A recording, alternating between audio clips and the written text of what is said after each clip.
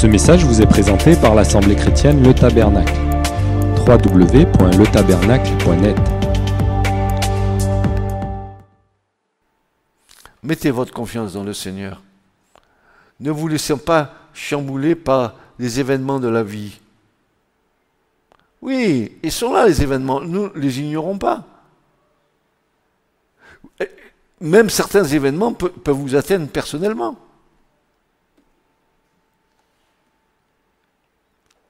L'épreuve, elle est pour toutes, pour tous. Car l'épreuve est un moyen pédagogique que Dieu emploie pour que nous progressions.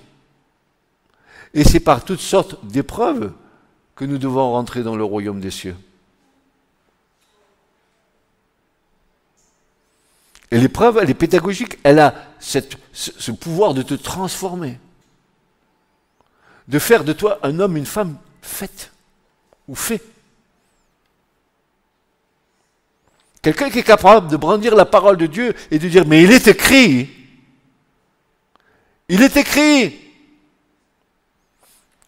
que celui qui se confie en l'Éternel ne souffrira d'aucun mot.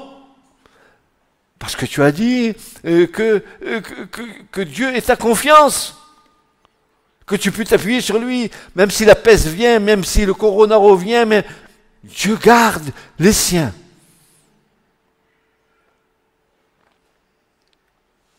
N'a-t-il pas gardé Israël quand les maux sont tombés sur l'Égypte? Peste. Et tous les autres maux, les 12 plaies, ne les a-t-il pas gardés? Ne crois-tu pas que Dieu est capable de te garder aujourd'hui, dans la situation que nous vivons? Et regardez comme nous sommes prompts à nous laisser emporter par nos sentiments. Aujourd'hui, on va parler du coronavirus et on va dire « Ah, il va se répandre. » Et sans savoir, avec nos paroles, nous sommes en train de distiller la crainte dans les cœurs.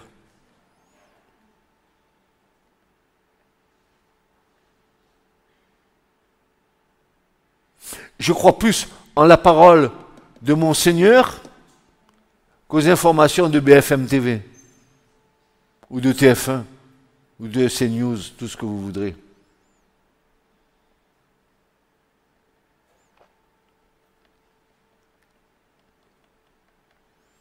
Notre vie doit être bâtie sur le roc de la parole de Dieu, qui est une puissance de Dieu. Si notre Dieu nous ordonne d'être puissants, ce n'est pas seulement face à l'ennemi, mais c'est aussi face à nous-mêmes. Ton Dieu t'ordonne d'être puissant. Psaume 68. Ton Dieu t'ordonne d'être puissant. C'est un ordre. Et où tu tires ta puissance? De quoi et de qui? De tes peurs, de tes craintes? De tes sentiments biscornus? Ou de l'assurance de la parole? Le ciel et la terre passeront. Mais dira le Christ, mes paroles ne passeront point. Qu'est-ce que tu crois? Ces paroles-là ou tes sentiments ou tes pensées à toi?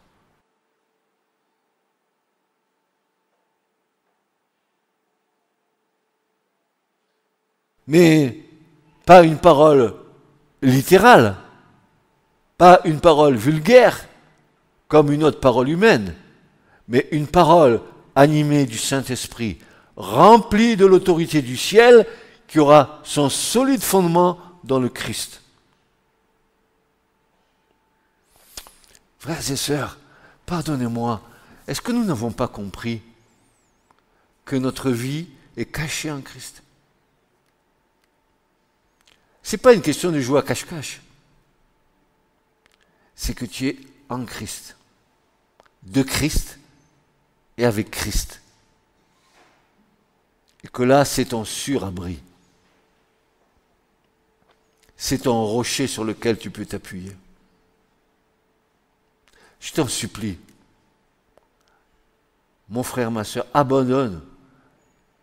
Devant des situations qui se présentent devant toi, abandonne tes pensées qui vont chercher des solutions humaines, qui te trompent d'ailleurs. Reconnais-le, combien de fois tu t'es planté.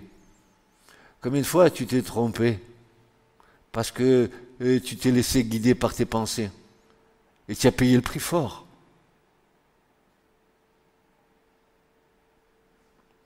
Donc la parole, c'est une parole de Dieu qui est une puissance de Dieu.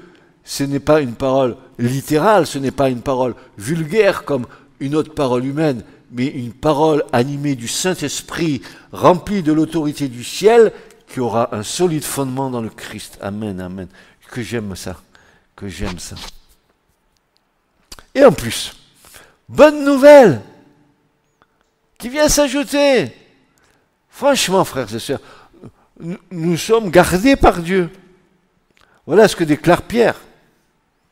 1 Pierre 1,5. Il nous dit ceci, que nous sommes gardés par la puissance de Dieu, par la foi. Amen, amen, amen. 1 Pierre 1,5. Nous qui sommes gardés par la puissance de Dieu, par la foi, pour un salut qui est prêt à être révélé au dernier temps. Mes amis, nous sommes gardés. Et c'est intéressant de savoir ce verbe garder que Pierre a employé là. Parce que nous avons, nous, souvent des idées erronées du sens des mots. Nous le voyons bien dans les traductions, que ce soit l'hébreu ou que ce soit le grec. Nos traductions françaises souvent reflètent mal les pensées hébraïques ou les pensées du Nouveau Testament, l'Alliance renouvelée. Et ce mot, gardé par la puissance de Dieu, par la foi, il est intéressant. Parce que ce mot veut dire être gardé pour être protégé, comme par une garde militaire. Ça veut dire que c'est gardé par le ministère des anges. C'est gardé afin que ton pied ne heurte à la pierre. Psaume 92, vous allez voir, même s'il y a la peste qui vient en plein midi, même s'il y a 10 000 qui tombent à tes côtés, 1000 à ta droite, tu ne crains rien. Rien. Tu crois? Est-ce que tu crois en cette promesse? Ben, si tu ne crois pas, ben, quand il va t'arriver la chose, tu vas te laisser emporter. Hein. Oh frère, j'ai un problème. Non, non, non, frère, c'est ça, c'est ci, c'est ça, c'est l'autre. Tu viens me dire ton problème.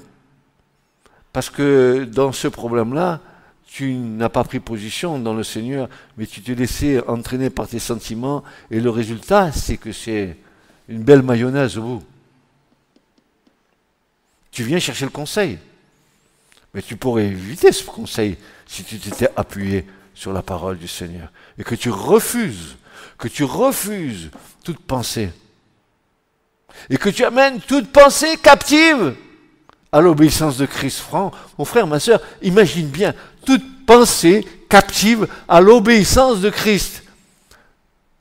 Toute pensée captive à l'obéissance de Christ. Tout ce qui jaillit en toi, là, hop, hop, hop, hop, hop, hop.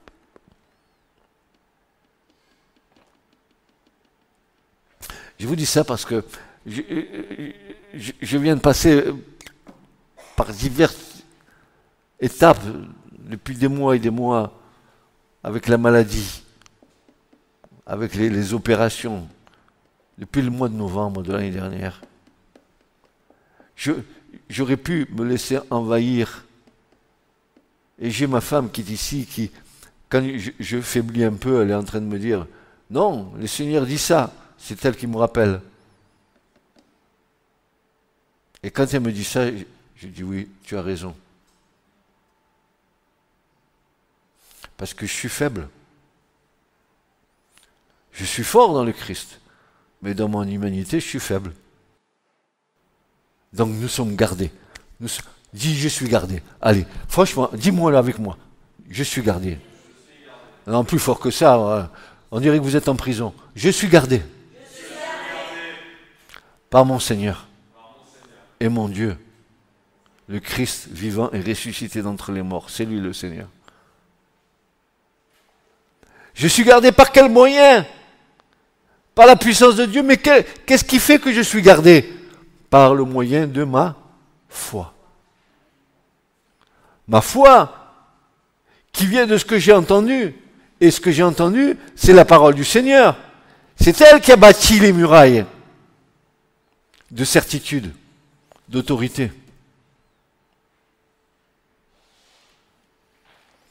Monter des murailles dans sa vie, c'est avoir. Écoutez bien cette chose. Monter des murailles dans sa vie, c'est avoir le bouclier de la foi oint, afin d'éteindre tous les traits enflammés du malin. Le bouclier de la foi oint. Et comme dit Paul dans les Éphésiens, afin d'éteindre tous les traits enflammés du malin. C'est manier l'épée de l'esprit qui est vivante, agissante, énergique et aussi tranchante qu'une épée à double tranchant.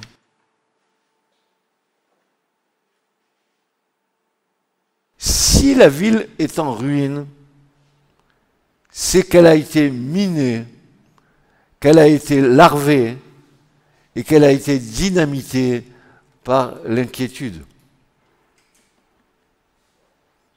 Si ton esprit est sans muraille, c'est-à-dire qu'il n'est pas protégé, c'est qu'il a été miné, qu'il a été larvé et qu'il a été dynamité par l'inquiétude de tes pensées. Et tu deviens faible, alors que la parole de Dieu te dit que tu es fort dans le Christ.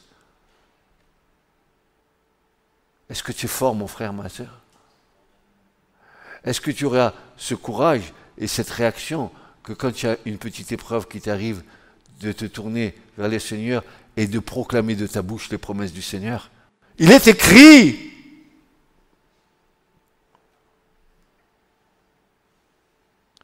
Ah, nous ne connaissons pas encore la puissance de la parole de Dieu. Et nous devons l'expérimenter.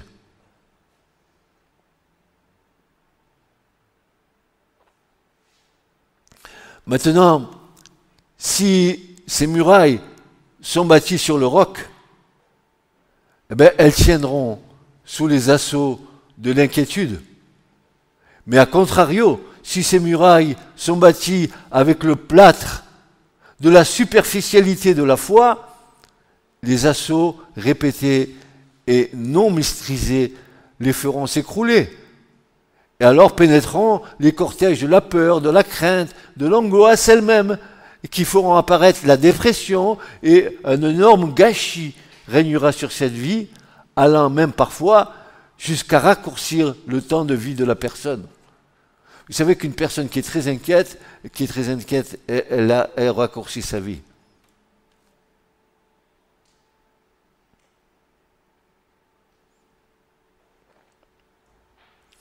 Et la parole de Dieu déclare dans Proverbe 12, 25, et elle dit ceci, que l'inquiétude dans le cœur d'un homme l'abat,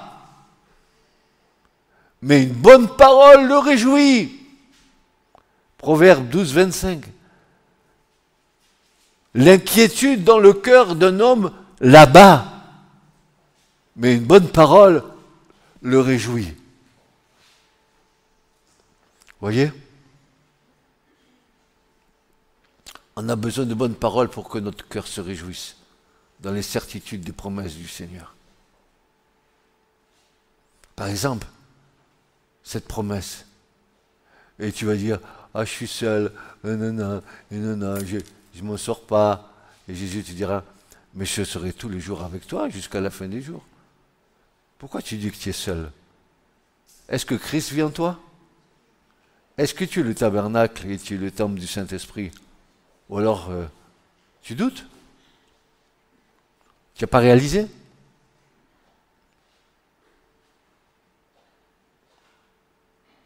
Et dans Matthieu 6, 27, le Christ dira lui-même, d'ailleurs, qui de vous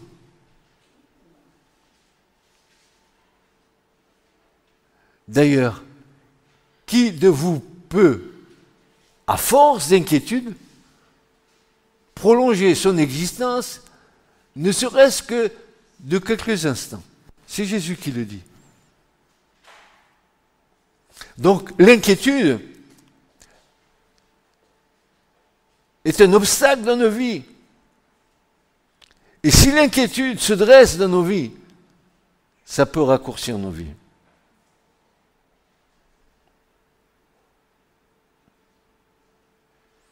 C'est pour ça que la foi est bonne à vivre à deux. Là où je suis faible, l'autre est fort. Là où je suis fort, l'autre est faible. Et le mariage, c'est vraiment la compensation. Le mari est fort, la femme faible, eh bien, à un moment donné, la femme sera forte et l'homme faible. Et les deux font un. Hop, hop, hop, c'est bon. L'autre va secourir l'autre. Vous le savez, ça. Mais non, chérie, mais non, mon cœur, non, non. S'il te plaît, non. C'est rien, tu vas voir. Tout va bien. L'enfant était mort sur le lit. Et la veuve disait, oh, et ton enfant, comment il va? Tout va bien. Il était mort sur le lit. Quelle foi? Mais quelle foi? Elle a fait la foi. Le prophète, il allait passer. Et l'autre, il vient, il se couche sur l'enfant, il éternise 7 fois, et l'enfant est revu. Hop, hop, hop. Ah, il est mort. Ah, ça y est, je ne le verrai plus. Eh oui, oui, c'est vrai que tu ne le reverras plus s'il est vraiment mort. Mais imagine que tu te dis ça et que c'est le moment de la résurrection. Est-ce que tu doutes que le Seigneur va te ressusciter? Est-ce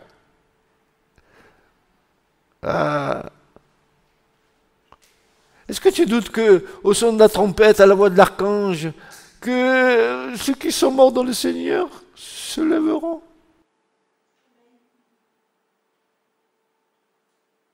Vous êtes des ressuscités en puissance.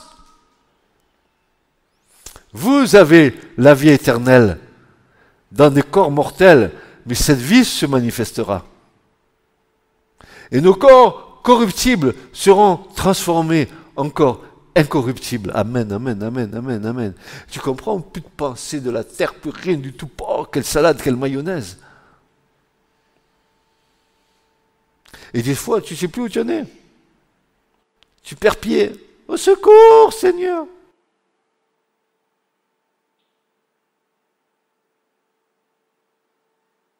Nous avons vu que nous devons gouverner de l'intérieur. L'esprit, nous devons gouverner de l'intérieur, pas de l'extérieur. De l'intérieur. Maintenant, où se trouve notre point faible? Pour que nous puissions résister à ces sentiments qui nous assaillent. Le point faible est clairement identifié. Ce sont les sentiments de notre âme qui dominent sur notre esprit. Ils prennent le dessus sur nous et ils diluent toutes sortes d'éléments de découragement qui nous éloignent de la vraie vie renouvelée par l'Esprit de Dieu. Alors le cœur est troublé, incertain dans ses pensées, inconstant dans toutes ses voies. Alors le remède, c'est être rempli du Saint-Esprit. Être rempli du Saint-Esprit. Être rempli du Saint-Esprit. Et de voir le fruit apparaître. Quel fruit du Saint-Esprit qui va apparaître? Eh bien, amour, joie, paix, patience, qui vont apaiser toutes tes craintes, et bonté, bienveillance, fidélité, tout ça, ce sont les fruits que l'Esprit de Dieu engendre en nous.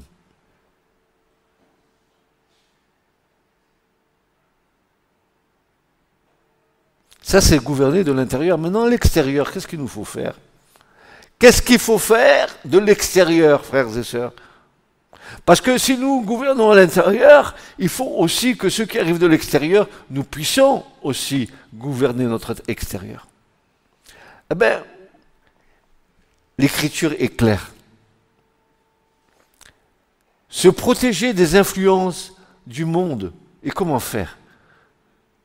Eh bien, nous avons encore ici le remède au moyen de la parole de Dieu. Dans l'armure complète de Dieu, nous avons un élément fort utile sur lequel nous devons nous appuyer, c'est le casque du salut. Le casque du salut. Le casque du salut est une haute vertu du Saint-Esprit. Et qu'est-ce que ça veut dire?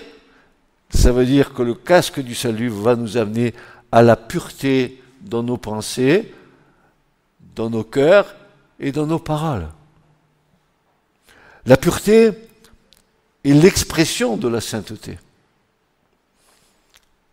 Si tu dis que tu es saint, et que Jésus nous dit, soyez saints comme je suis saint, et que l'apôtre Paul nous dit, mais que au milieu de vous, il n'y a aucune parole grossière, etc., etc. Et je suis saint, je marche dans la sainteté, mais j'ai encore des paroles du monde dans ma bouche, alors que ma bouche, elle devrait distiller le miel. Nous avons encore des expressions du monde quand nous parlons et nous disons que nous sommes à Christ. Pourquoi tu ne remplaces pas ton langage humain par les paroles de Dieu?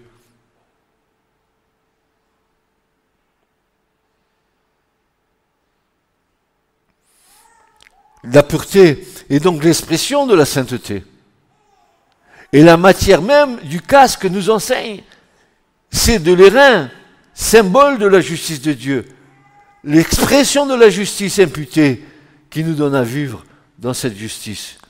Le casque du salut n'est pas à proprement parler le salut, mais bel et bien cette arme qui sauve et nous protège des coups portés à la tête. Si tu as le casque du salut, tu es protégé des pensées qui vont venir t'assaillir. C'est une des armures que Paul nous donne dans les Éphésiens. Revêtez-vous de toute l'armure de Dieu, le casque du salut. Vous y avez pensé à ça?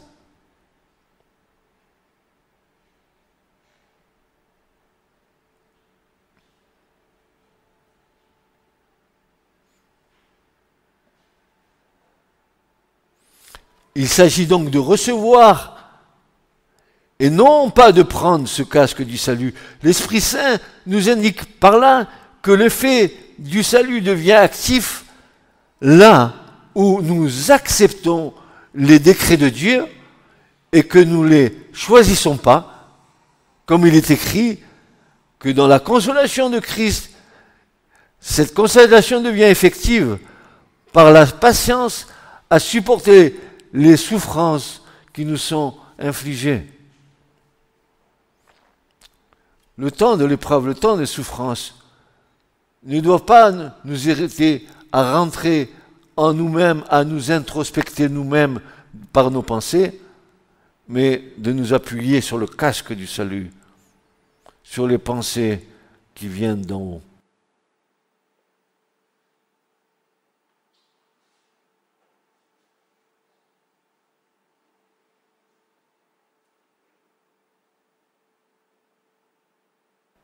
Êtes-vous prêt que lorsqu'il y a une situation conflictuelle dans la famille,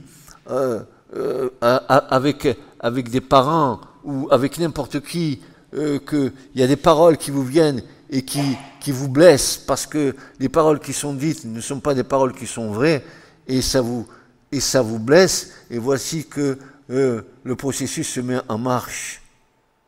On a une rancune contre un, une rancune contre l'autre. On peut en vouloir à celui qui nous a parlé, etc., etc., etc. Et le processus est enclenché. Et le voilà que nous sommes dans le flot de nos pensées. Alors que l'Écriture nous dit, ah ben, pardonnez, quoi. Combien de fois? 7 fois? Non, pas 7 fois. 7 fois, 70 fois. Ah bon? Tant que ça? Oui, toutes les 2 minutes, tu pardonnes ton frère et ta sœur. S'ils ont dit quelque chose de mal contre toi, il ne faut pas que tu laisses les choses se dégrader. Moins tu pardonnes, et plus la séparation se fait.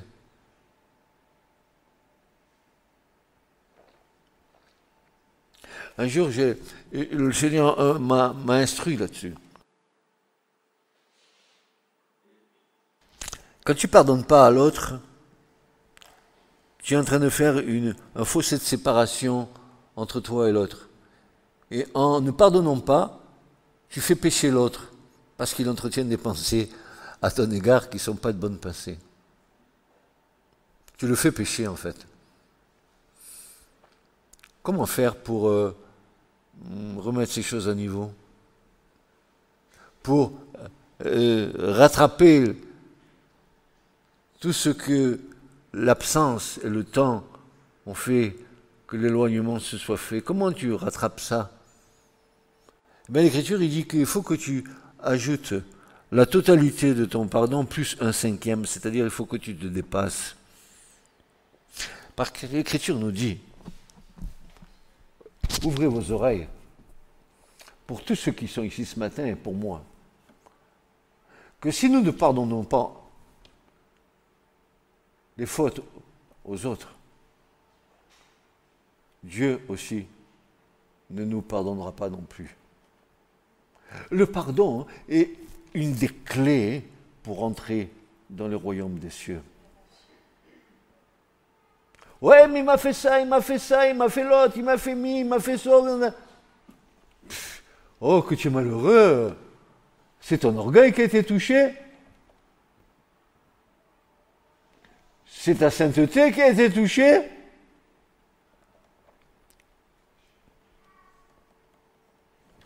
Le pardon, c'est s'humilier.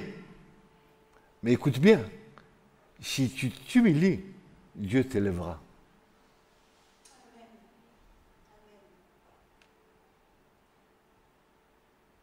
Et si l'autre ne veut pas te pardonner, c'est son problème, tu auras fait la démarche. Mais si tu le fais de tout ton cœur, Dieu le voit. Peut-être que l'autre ne voudra pas, ou peut-être l'autre va te tomber dans tes bras et vous allez vous réconcilier. Alors combien de fois tu vas pardonner? Moi je suis Pierre. Allez, Seigneur, franchement, combien de fois je vais pardonner à mon frère? 7 fois?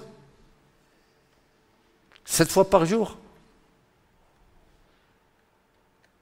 Il y a plus que 7 heures dans un jour.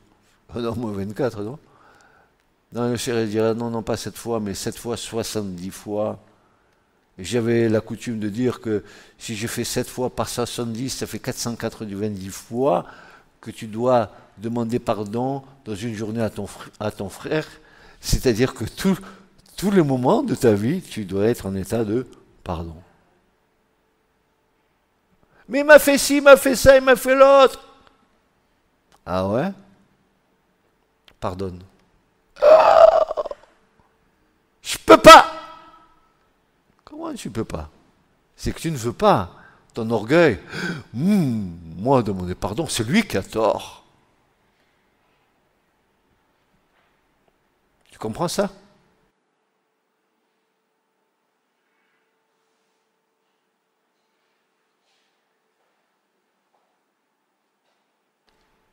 Ainsi, si le Seigneur permet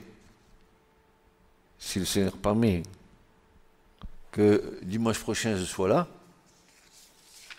je voudrais continuer ce message. Parce que je n'ai pas fini de tout vous dire. Hein. C'est comme une entrée pour le message. Ce que je voulais vous souligner ce matin, c'est que vous basez votre foi sur les promesses du Seigneur. Ne vous inquiétez de rien. Car personne ne peut ravir de la main du Seigneur les brebis qui lui appartiennent.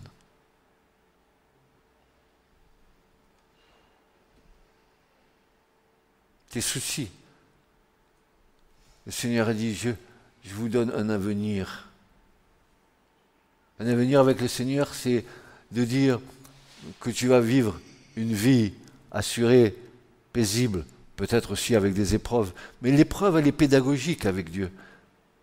Si tu apprends pas, si tu passes pas par l'épreuve, tu n'as pas appris. Et souvent, nos épreuves, c'est pour nous donner une leçon. qui, si par la suite elle se représente, tu ne feras pas la même bêtise. C'est une pédagogie de Dieu. Toutefois, Paul dira que nous sommes héritiers de Dieu, co-héritiers du Christ, Romains 8. Toutefois, si nous souffrons avec lui, afin d'être glorifiés avec lui, la marche dans le salut est accompagnée de souffrance. Bon, je ne vois pas que tu sois allé à Golgotha. Montre-moi tes mains, il n'y a pas de clous dans tes mains, il n'y a pas de clous dans tes pieds. Ce qui manque certainement pour nos vies, c'est un clou dans notre langue. C'est là où devrait être notre crucifixion, nous. Nous avons trop tendance à parler à tort, pas à travers et de travers. Nous sommes appelés à bénir et non pas à maudire.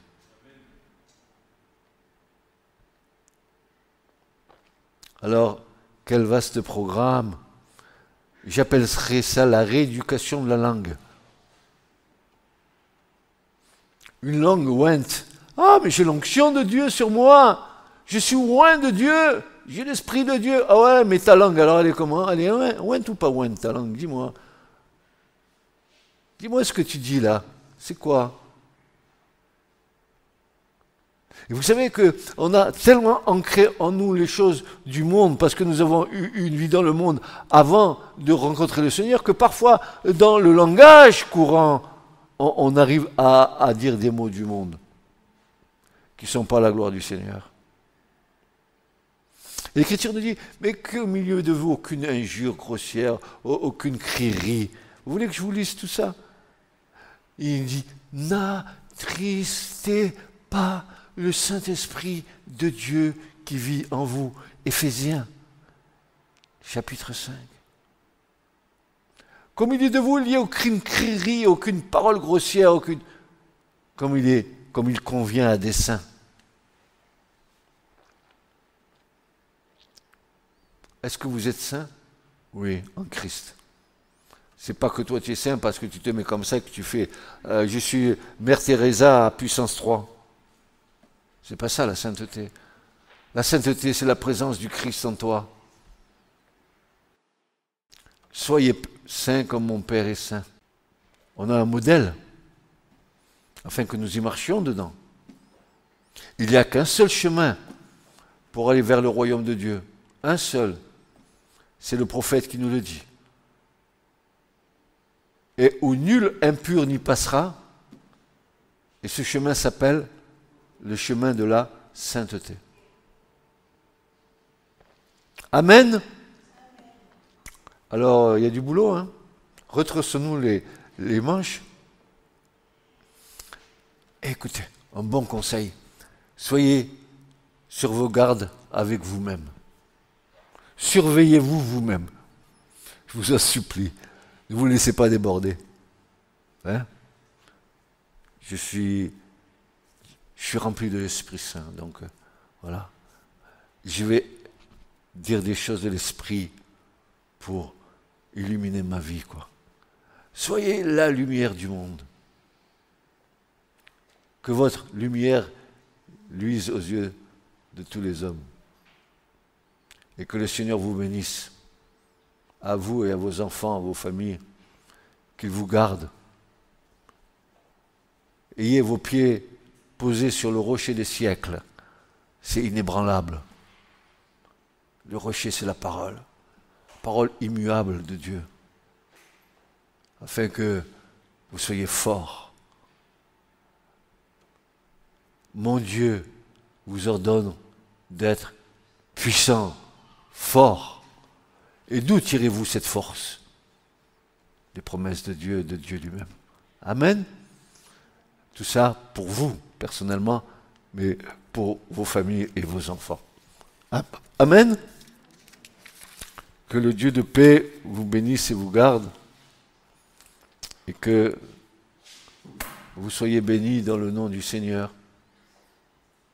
que votre esprit, votre âme et votre corps soient sous le règne de Dieu.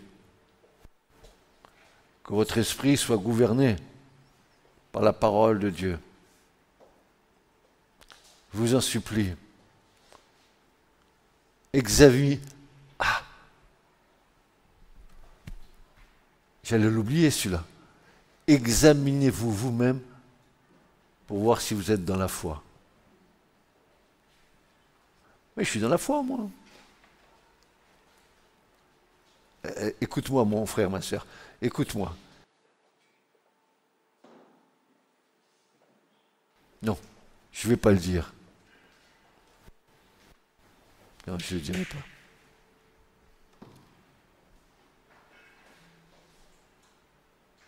Je ne vais pas le dire.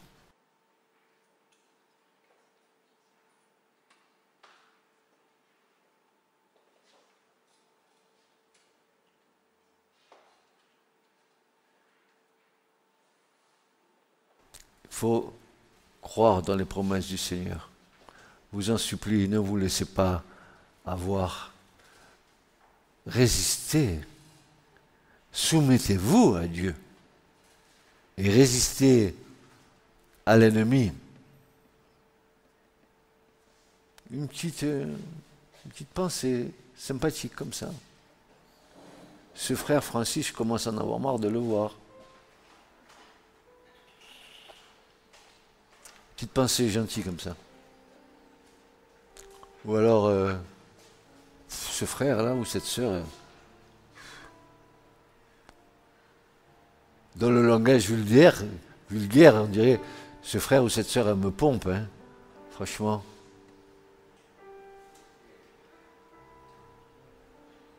Pourtant, le Seigneur nous appelle à ouvrir les bras à tous et à toutes, sans jugement. Car notre jugement, il a été pris sur la croix.